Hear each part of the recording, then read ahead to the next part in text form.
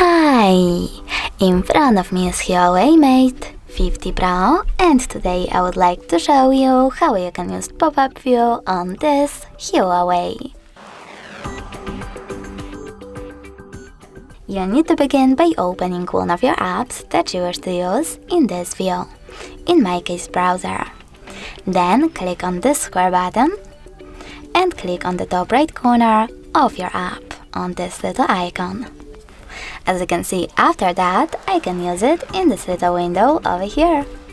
If you wish to make it smaller, click on Home button. You can access it again by tapping on the bubble. You can even move the bubble by holding it and dragging it wherever you wish to.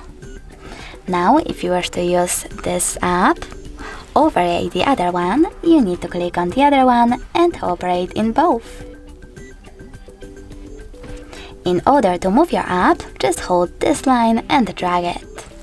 If you wish to make it full screen, click on the top left corner.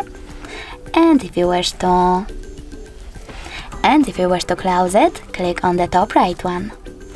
But you can also turn it into a bubble, then hold it and drag it to this pin icon. When it's red, let go.